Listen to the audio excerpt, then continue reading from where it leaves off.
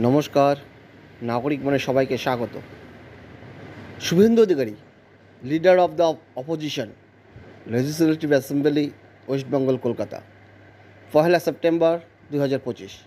শেষ পর্যন্ত তিনি যোগ্য চাকরিহারাদের জন্য চিফ সেক্রেটারি মানস পান্তকে চিঠি লিখলেন। গতকালকেই যোগ্য চাকরিহারারা তার সঙ্গে দেখা করেছিলেন এবং তিনি বলেছিলেন অযোগ্য যেখানে নির্বাচিত, সুতরাং যোগ্যদের চাকরি যাওয়ার কোনো কথাই নেই। আর দীর্ঘ 10 বছর পরে কখনোই চাকরির পরীক্ষা দেওয়ার মতো পরিস্থিতিতে কেউ থাকে না।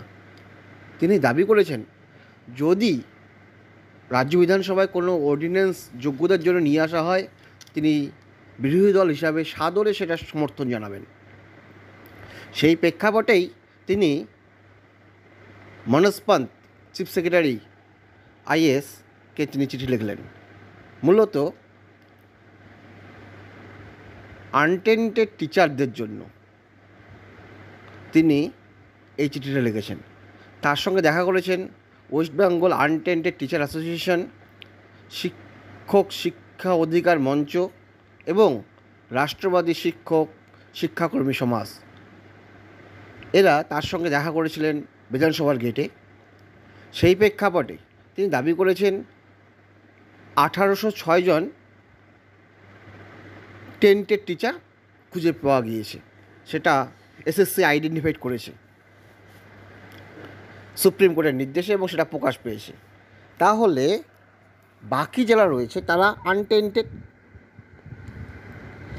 তাই তিনি বলেছেন, as the principal opposition of the West Bengal, we requested you to submit a proposal to the honourable Supreme Court of India on behalf of the government of West Bengal. The proposal should seek reinstatement of the untainted teacher to their previous positions, excluding the 1806 tainted teachers identified by the School Service Commission.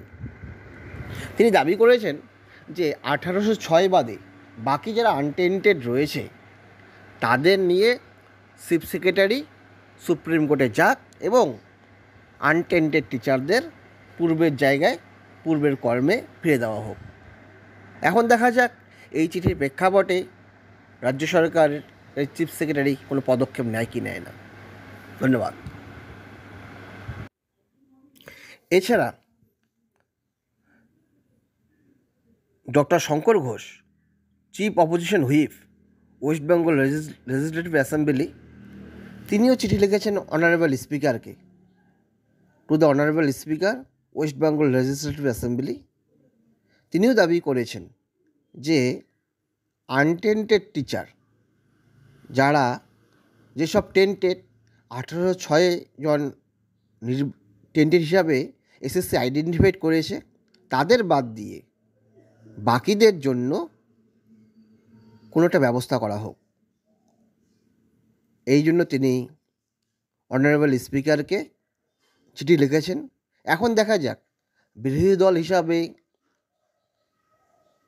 বিজেপির chief whip Shankar Ghosh এবং leader of opposition Suvendu Adhikari, তারা তো তাদের দায়িত্ব, তাদের চেষ্টা তা এই চিঠির মাধ্যমে প্রমাণিত হলো। এখন দেখা যাক সরকার যারা তারা কি করে, কারণ তাদের উপরেই সব কিছু নির্ভর করবে। এখন দেখা যাক সুপ্রিম কোর্ট যেখানে বলেছে যোগ্যদের চাকরি বাতিলের জন্য মূল দায়ী সরকারের